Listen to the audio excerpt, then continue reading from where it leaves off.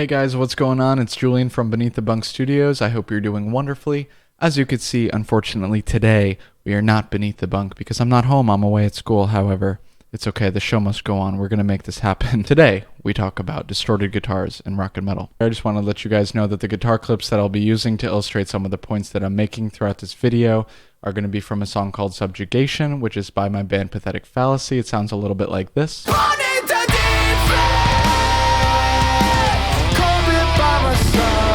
I recorded, produced, and mixed this song. Just wanted to throw that out there in case anybody liked what they heard and wanted to check it out. Also, just so you know, you're pretty much going to get absolutely nothing out of this video if you're not watching it on stereo speakers or on headphones, so do that. I just want to give a quick explanation about what exactly it means to double track guitars. So if you already know all that stuff and you're going to be crazy bored if you sit through that, go to this timestamp so you're not crazy bored. So let's talk about the process of recording a guitar. So when you first start out, what happens is you're working with one track in a DAW, and normally that track is panned right down the middle and you're hearing it in mono. What that means is the audio that you're hearing in your left ear is the same exact thing as the audio that you're hearing in your right ear. And what that means is you're getting the illusion that the sound is coming from the center of the frequency spectrum. So the issue with having this one single guitar going right down the center of the stereo image is that once you start mixing, you're going to run into issues where your kick, your bass, your vocals, your snare, they're all fighting with your guitars because they're all going right down the center of the stereo field. This is where double tracking comes in. So what happens when you double track is you're making a stereo spread out of your guitars. You're having one guitar that's on the right, you're having one guitar that's on your left. That means that your guitars are now in stereo and they're no longer fighting with your center elements of your mix. Instead, they're fighting with your overheads, your rooms, your stereo reverbs, your delays, maybe your synths, your whatever that you have in stereo. Anyway, whatever it is, it's a lot easier to fight with than the super dominant elements of your mix that are going right down the middle. So how exactly does double tracking work? Well, I just briefly explained it, but what happens is you have your two audio tracks, and on those two audio tracks, you're recording one take and you're panning it to the left, and then you're recording another take, and then you're panning it to the right. And what that's essentially doing is it's giving you two separate performances, one on the left and one on the right, two separate performances being the key phrase here. For most of these examples, I'm going to be showing you what the guitar sounds like on its own, and then I'm going to be showing you what it sounds like with the song. Just so you guys know, the rest of the song outside of the guitars that you're hearing is not fully mixed. It's not what you hear when you listen to the recording. At the time that I did this mix, I was subscribed to some plugin services that I'm not subscribed to anymore, so I don't have all those plugins, so we have some unfinished sounds. However, it's definitely good enough for you to get the idea of what's going on. So we're here in Pro Tools. Let's hear the double track guitars that ended up in the final song.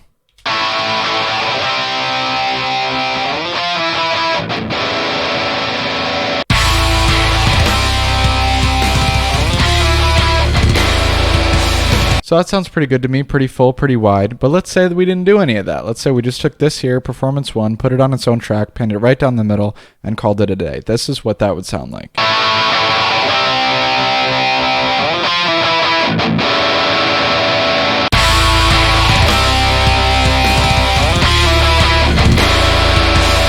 As you could hear, it kind of just makes the mix sound boring, and everything kind of falls apart.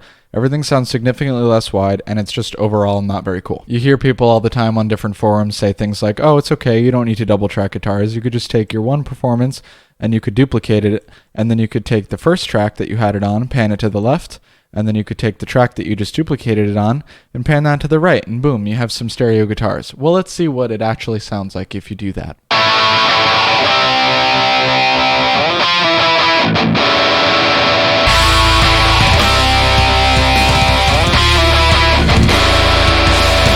So if you're paying attention, you would notice that these guitars sounded very close to this guitar right here. Why is that? Well, let's talk about the definition of mono again. What's coming out of the left speaker is the exact same as what's coming out of the right speaker, because we just duplicated Performance 1, pan 1 to the left and pan 1 to the right, and we got just louder mono. So let's say for the sake of argument, we're really dedicated to making sure we don't put the extra time in and double track our parts. We really just want to duplicate it and have that easy life. So what we're going to do is we're going to take Performance 1, we're going to duplicate it, and then we're just going to shift it a couple milliseconds at a time so that it's not perfectly in sync with the other guitar. As you can see, the only difference between these two guitars is that this one is nudged a couple milliseconds after this one. So now what's coming out of the left speaker is different from what's coming out of the right speaker. So theoretically, I could just have stereo guitars this way. It'll be fine now. I don't have to double track my parts.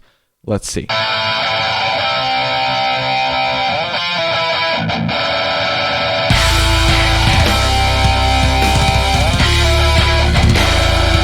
So listening in stereo, there is a teeny tiny bit of separation so that it doesn't sound totally mono. However, it still sounds pretty mono. We can hear this in the way that it just doesn't really sound that much wider from the mono. The main difference that I even hear is not even from the width, it's from the fact that the left guitar sounds significantly louder than the right guitar. That's the only sort of separation I'm really getting out of this. Also, when you bounce it down into mono, stuff that's really weird starts to happen. Let's turn this mix on mono really quick and hear how it sounds. So here we have the SonarWorks plugin. This isn't doing anything right now. The dry wet's on 0. I'm only using it for the mono buttons. So let's hear what happens when it goes into mono.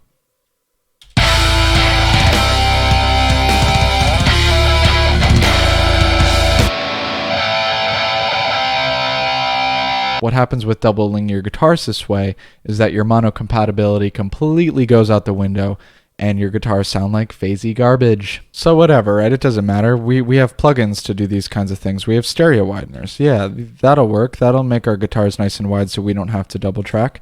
Let's find out. Here we're working with JST's side widener on its widest setting on mode 3, width all the way up, tone all the way up. And we also have Ozone Imager 2. With the width all the way up and the stereo eyes on mode 1 and all the way up. In other words, both of these plugins are currently pushing the guitars as wide as they will go so that we can hear if we could get these close to a double track sound.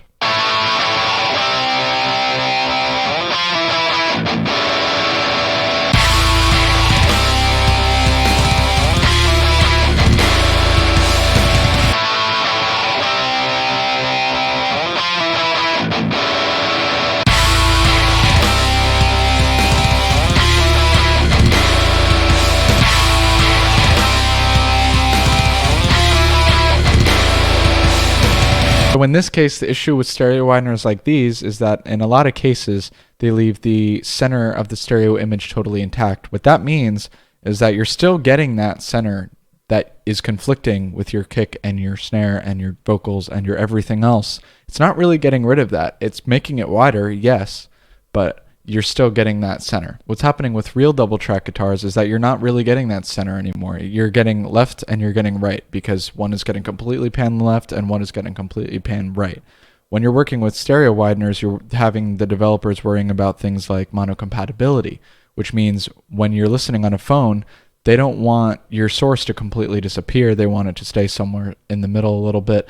If you didn't understand what I just said and it was a little bit confusing for you, just research a little bit on mono compatibility and you should understand. Even aside from that though, these kind of cause a whole bunch of phasing effects on the guitars that do not show up when you're actually double tracking. So for me, let's try something else. I just heard about doublers. What about doublers? Doublers are really cool. You know, you'll have your one on your left and you'll have your one on your right. You won't really have anything going down in the center. That should fix that problem. We must not have to double track our guitars because doublers are a thing, so let's give that a shot. For this part of the test, we're going to be using Waves Doubler 2. We have the direct channel off, which means that that center is not happening. Instead, we have the red and we have the purple. The red is all the way on the left, and the purple is all the way on the right over here.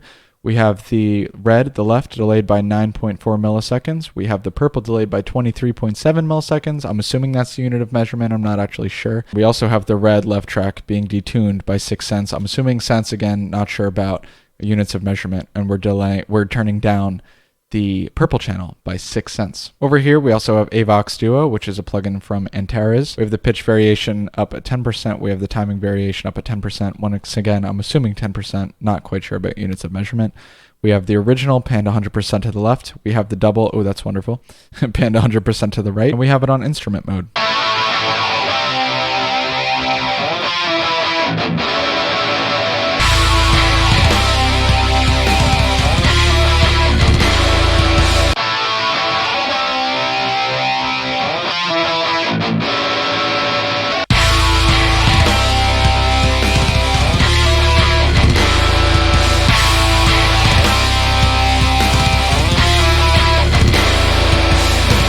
So the doubler tracks that I just played definitely sound a little bit better than the Imager tracks to me for a couple of reasons. One, I noticed some really weird intricacies with the doublers in that they were making the panning get a little strange. Like I was hearing a little bit of back and forthness, almost like I did some very, very slight pan automation on the track, which I did not do, obviously.